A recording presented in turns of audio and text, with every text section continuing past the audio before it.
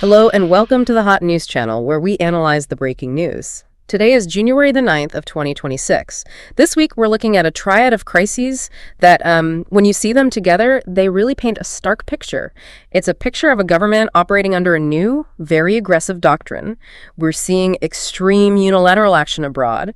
And at home, deepening crises of accountability and these economic storm clouds that Washington, well, it seems intent on just ignoring. It's an environment unlike any we've really seen in decades. The level of, state-sponsored impunity, both internationally and domestically, has really reached a critical point. So our mission today is a deep dive into the source material shared with us. We're going to focus on three key areas. First, the highly controversial U.S. military operation in Venezuela. Then, the fatal ICE shooting incident in Minneapolis and the fight for transparency that followed. And finally, these alarming new economic signals that are flashing red across the job market and financial sectors.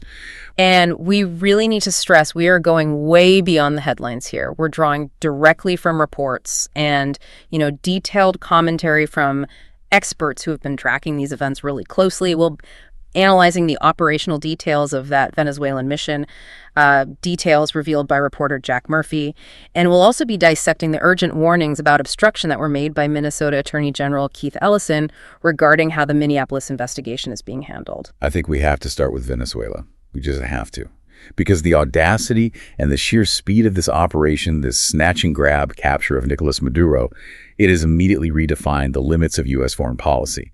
And global law, for that matter. It's a textbook example of a government choosing, the rule of the jungle over any kind of international agreement. Okay, let's unpack this. Starting with the sheer mechanics of the operation, because just from a military standpoint, it was an astonishing success. It really was. The contrast that analysts like Ian Bremmer are drawing is sharp and I think very instructive. If you think back to the capture of Manuel Noriega in Panama. Right, that took weeks. It was a siege. It involved heavy casualties, a huge military commitment. This operation, by contrast, was lightning fast. A surgical strike that achieved its objective in a matter of hours. And that speed, it suggests two things to me. One, extraordinary sophistication, but maybe more importantly, a high degree of internal compromise. This wasn't some brutal frontal assault, it was precision targeting.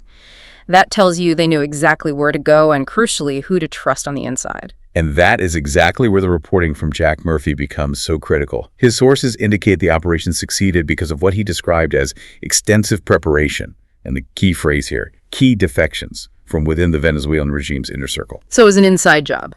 It wasn't just good intelligence. This was the result of long-term cultivation, bribery, you name it. And the technical details that support that idea of internal collaboration are just fascinating. Jack Murphy's sources, they specifically detailed that U.S. forces managed to take control of the communications system, the one used by the Venezuelan military. Which means the regime's forces were deaf and blind.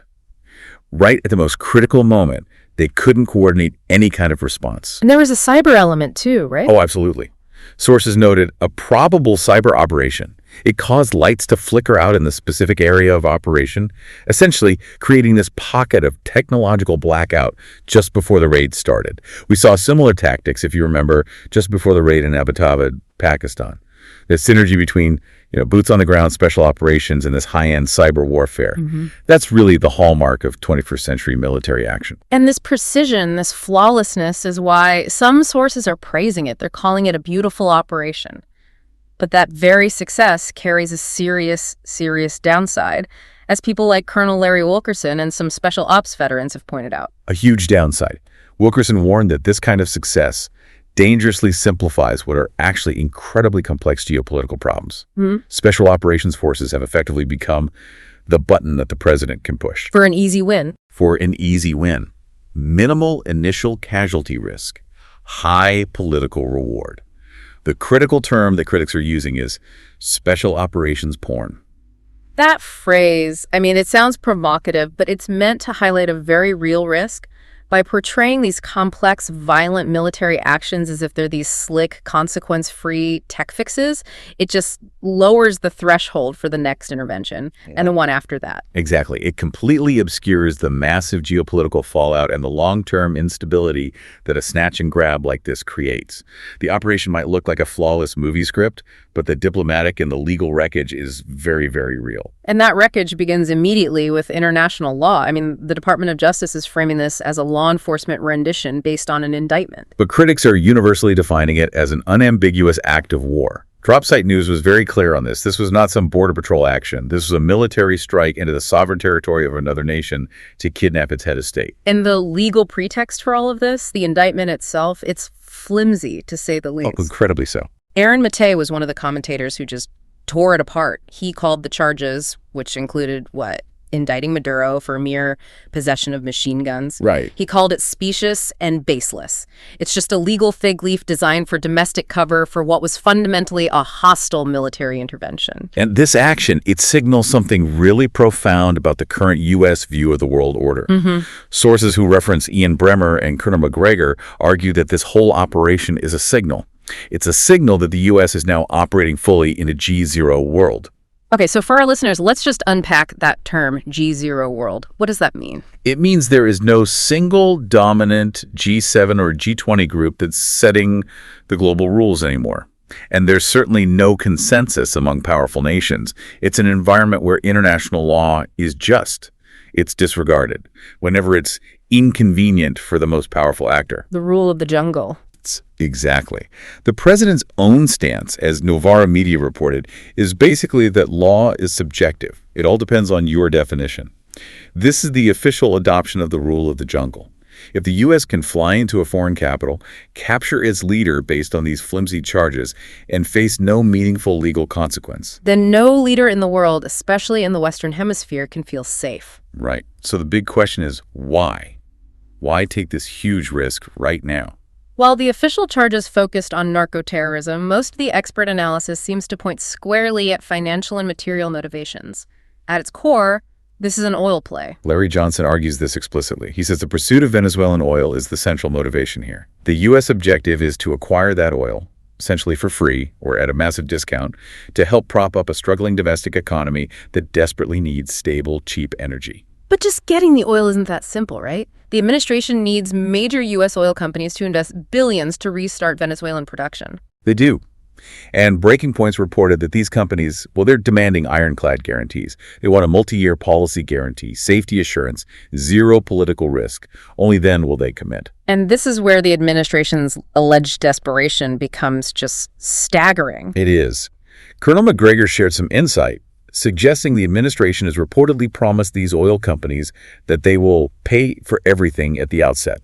Pay for everything. Everything. Think about the scale of that commitment. Using taxpayer dollars and military spending to front the entire operation and infrastructure cost. Also, private oil companies can enter a captured market. That just underscores how vital this oil is perceived to be for U.S. domestic economic stability, regardless of the cost or legality. And it also connects to a parallel financial maneuver that happened at the same time.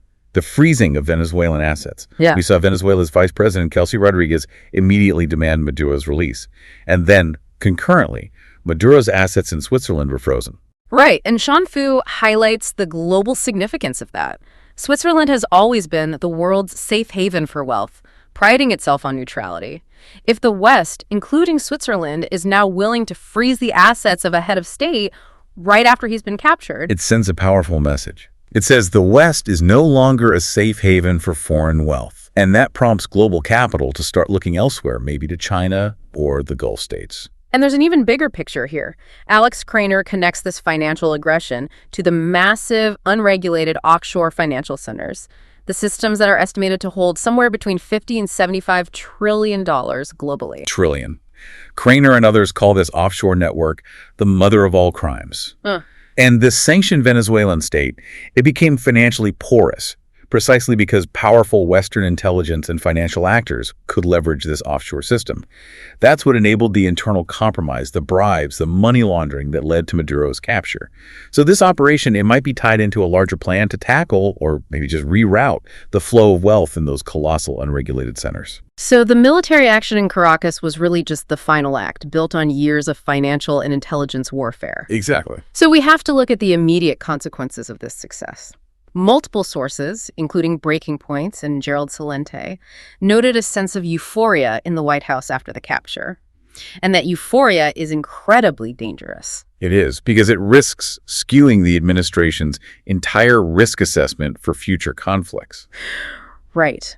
When an operation against a smaller, weaker nation like Venezuela is hailed as an easy win, it makes military action against a far larger, more technically capable adversary like Iran seem exponentially more palatable to the people making these decisions. So despite Iran's size and its substantial technical capabilities, this success actually increases the perceived likelihood of strikes there. The risk tolerance has suddenly skyrocketed. And regionally, in Latin America, the success has just heightened the vulnerability of neighboring nations. For sure.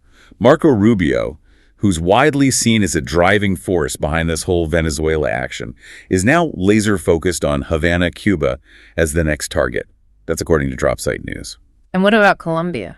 Well, Colombia's government, under Gustavo Petro, is definitely under pressure. But Colonel McGregor did note that the president's recent call with Petro suggested a temporary de-escalation there. The focus seems to be shifting, but the message is crystal clear. Any Latin American government that resists Washington's agenda now has an existential threat on its doorstep. This is a dramatic reversal of the non-interventionist doctrine the U.S. had been slowly, leaning toward. But the most immediate and serious military consequence, however, came from Russia. And this wasn't just diplomatic outrage. This was a severe military response. We have to detail the inciting incident here. The U.S. seized a Russian-flagged oil tanker, the Marinera, that was carrying Venezuelan crude. George Galloway immediately called that an act of piracy and a total violation of international law. An unprecedented escalation on the high seas. And Russia's response was proportional to that threat. It was. Colonel McGregor confirmed that Russia immediately deployed nuclear submarines and combatants toward Venezuela. Nuclear submarines. This is not a gesture. This is a commitment of significant military assets into the Western Hemisphere. It creates a highly, highly dangerous scenario. It absolutely does. This deployment introduces Russian military power directly into a tense regional crisis. It creates conditions for an accidental or even intentional confrontation between U.S. and Russian naval assets. It's a profound escalatory feedback loop. The U.S. acts unilaterally under this G0 doctrine, violating international norms. And the major global power it's trying to contain responds by deploying strategic assets, bringing the risk of a major conflict much, much closer to U.S. shores. And that rule of the jungle, the one adopted abroad in Caracas, it doesn't just stay abroad, does it? That willingness to discard law for convenience and political expediency, it seems to have immediately cascaded into our own domestic enforcement agencies. Which brings us to the horrific events in Minneapolis.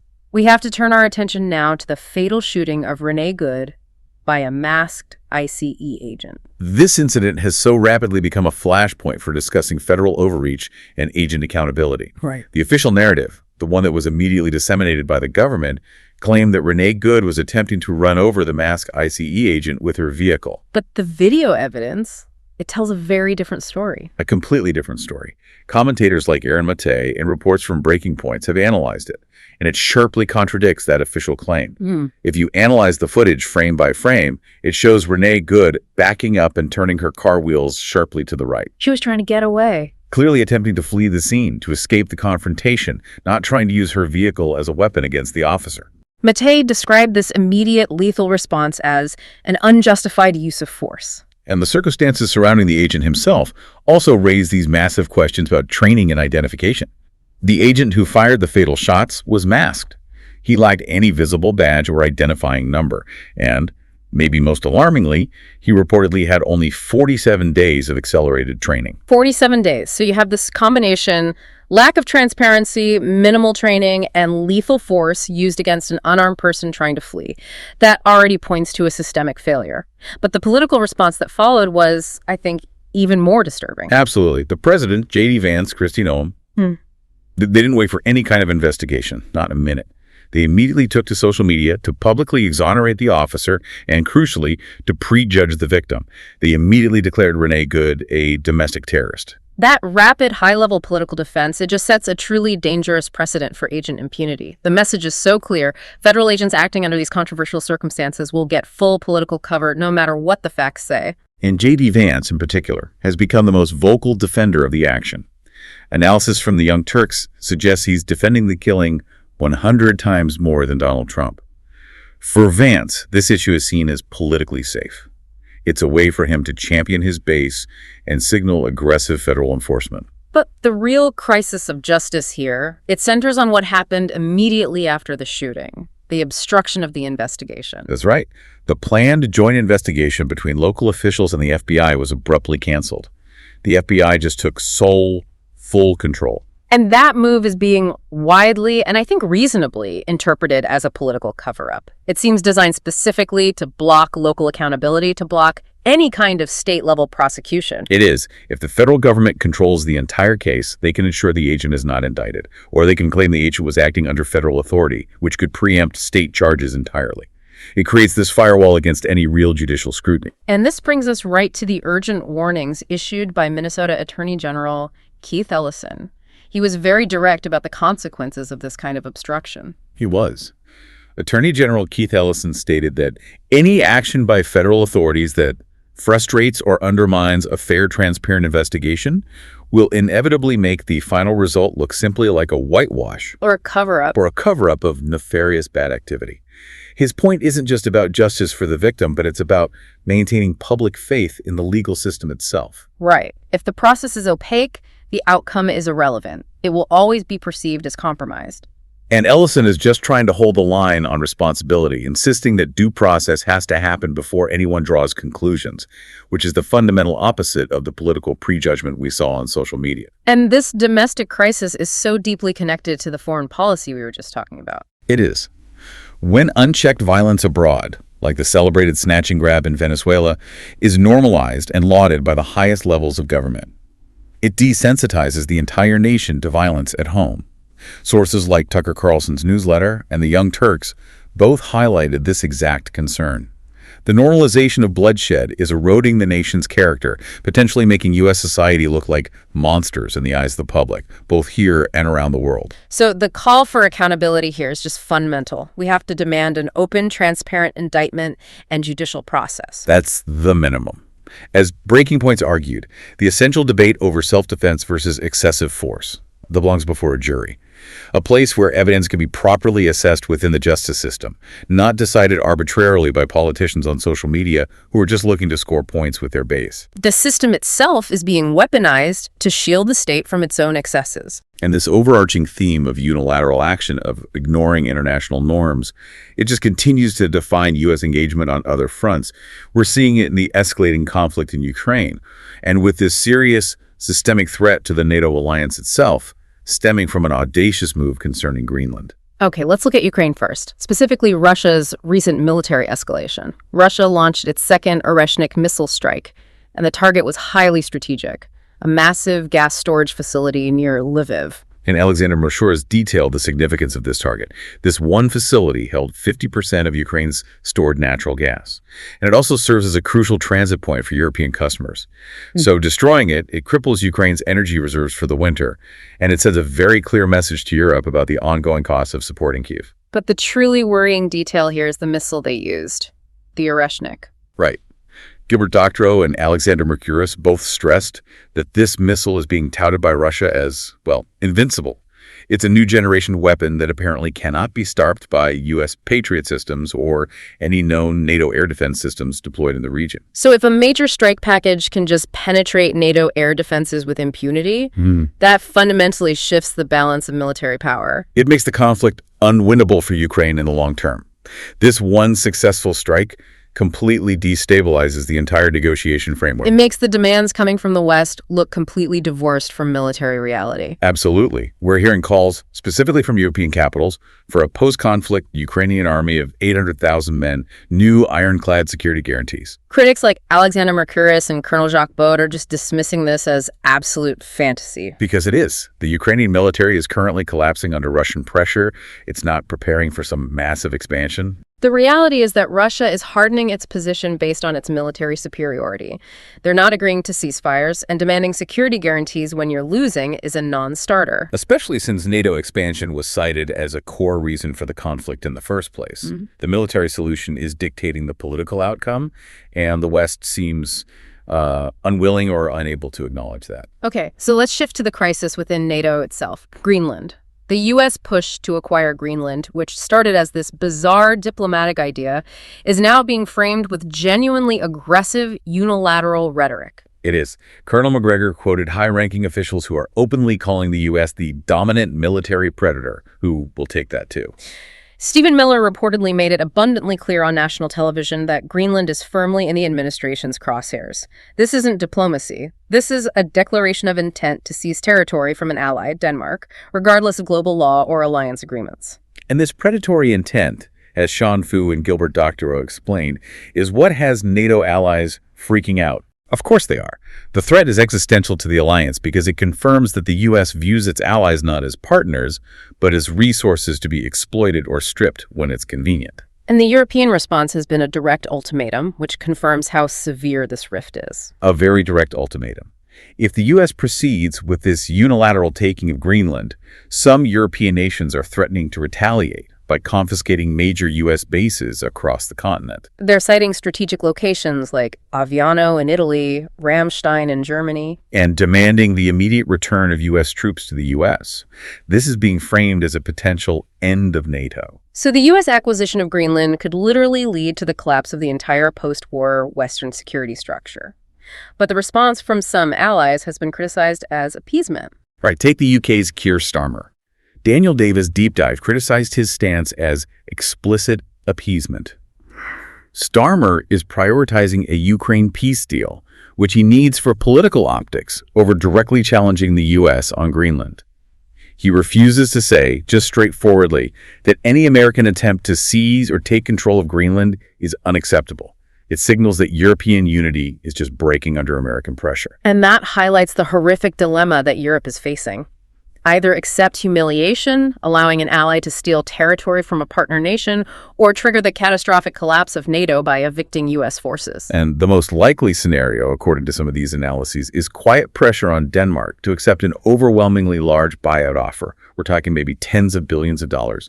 This would give Denmark a financial cushion to handle its own rising defense costs and allow the U.S. to claim it was a legitimate transaction. So it saves face for the rest of NATO, even as the principle of sovereignty is just completely violated. Exactly.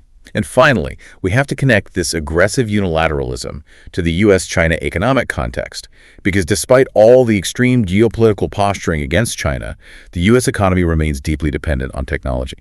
And that dependence often ties directly back to China. The scale of this reliance is just staggering. It is. Sean Fu provided a powerful statistic for comparison. Capital spending on tech in 2025 was nearly 2% of U.S. GDP.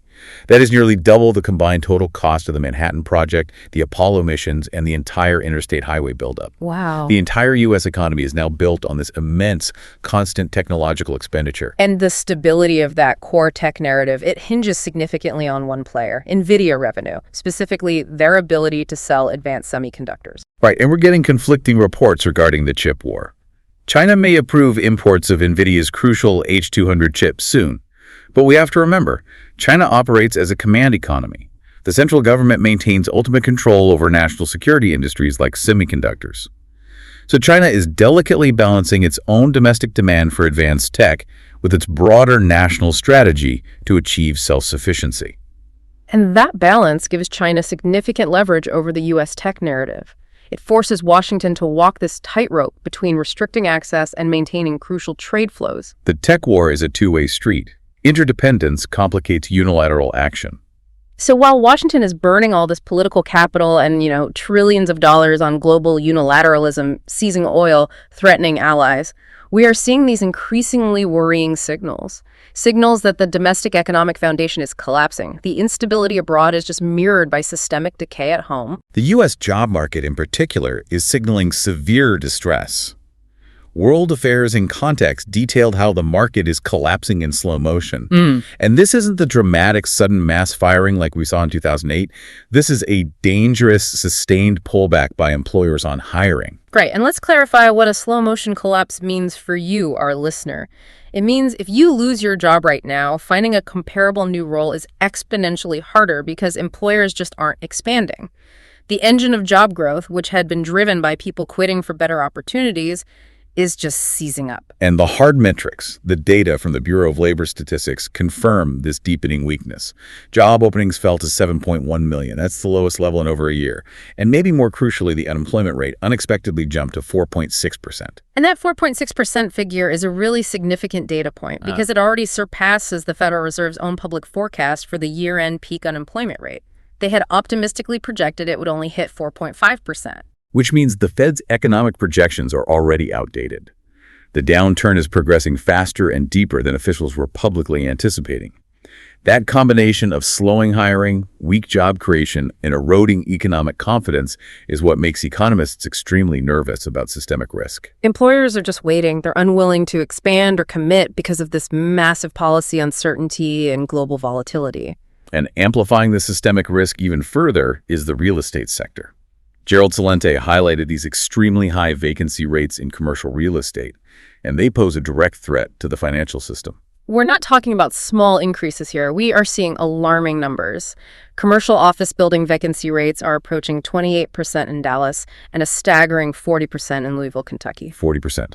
Many regional and smaller banks hold massive amounts of debt that's tied to these commercial properties. If those loans default, and with a 40% vacancy rate, default is highly likely, it presents a systemic risk for widespread bank failures. It's reminiscent of the savings and loan crisis, but potentially on a much larger scale. And these macroeconomic pressures are being severely compounded by what many are calling policy failure at the local level, specifically concerning corporate tax policy and the devastating impact it has on community needs. More Perfect Union provided a shocking and very humanizing example of this. It's about the massive tax abatements granted to tech giants like Google, Meta, and Amazon for building these sprawling data centers. And let's be clear what a tax abatement is for the learner. These are agreements where local communities waive property taxes for decades, often based on this false promise of massive, permanent job creation. And the reality is just so different. These communities, they absorb huge infrastructure costs, new roads, power grids, but they grant these tax breaks that mean the data centers don't generate new lasting tax revenue or income or jobs. They hire construction workers to build the center, and once it's built, you only need a handful of full-time employees to maintain it. And the human cost of this revenue shortfall is tangible. It's immediate. The lack of tax revenue directly impacts essential community services.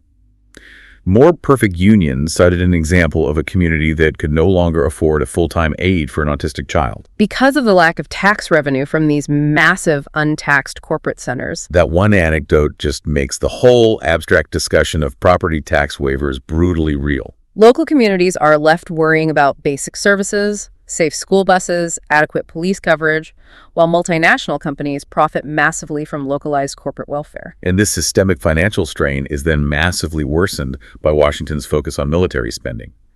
The president is now demanding a $1.5 trillion military budget. $1.5 trillion. To put that in perspective for everyone, that is a staggering figure. It's 50% more than the trillion-dollar budget that was already far beyond any other country's spending. It is a level of spending that is financially cannibalizing every other aspect of the domestic economy.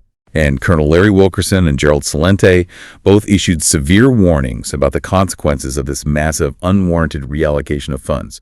This kind of financial irresponsibility, coupled with the lack of financial wherewithal and a stable economic foundation, it risks far more than just bank failures. They're arguing that it sets the stage for social unrest. Or potentially a bloody domestic revolution. When you fund a colossal military machine while essential community services and the job market are collapsing, you create a desperate, volatile population. When annual defense spending and the annual interest payments on the national debt each approach $1 trillion, there is simply no federal money left for meaningful social programs or infrastructure repair or stabilizing the housing market. And that is what drives the desperation and the social fracture we're seeing. It confirms that domestic decay is the direct, predictable outcome of prioritizing unilateral military projection above everything else. So if we pull back and synthesize the materials across all these segments, the picture that emerges is, well, it's one of a government prioritizing unilateral force and aggression above all else. It is. We see the brazen snatch and grab in Venezuela and the predatory threats against Greenland confirming that Donroe Doctrine abroad. And then, simultaneously, we see the crisis of accountability with the Minneapolis shooting and this accelerating domestic economic decay. It's all evidenced by the collapsing job market and this massive corporate tax avoidance. And the connection is just unmistakable. The internal crises of stability and finance are being masked and maybe even driven by this aggressive external policy. The danger, as articulated by economist Richard D. Wolff, is that this environment driven by desperation and the irrational, aggressive competition inherent in a purely capitalist system, it drastically increases the risk of a major conflict. Potentially leading to the start of World War III. The competition for resources, whether it's Venezuelan oil or global chip production, is becoming lethally serious. It's a dark prognosis. But there's one final thought offered by Alex Craner that provides a really crucial lens through which to view all this apparent chaos. Craner suggests that the president's seemingly contradictory or erratic behavior, his sudden antics, things like the unexpected ban on corporations owning single-family homes, or the sudden aggressive pivot to a new geopolitical target, he suggests it may all be intentional. So the takeaway isn't just that the president is erratic. Craner is suggesting these antics are designed to set everybody's hair on fire. Exactly. This chaos acts as a profound, high-level distraction. It prevents the public and the media from performing a true, deep analysis of what the powerful financial actors are doing in the background. It compels us to look past the drama and focus relentlessly on the movement of money, on the core power structures being consolidated, whether that's in Venezuelan oil fields or in the hands of untaxed tech giants. That's a crucial distinction for us to remember as we analyze the news. An important final thought for you to carry forward and continue analyzing. Subscribe to our channel for more breaking news and press like if you liked our news analysis, and say goodbye until we meet again.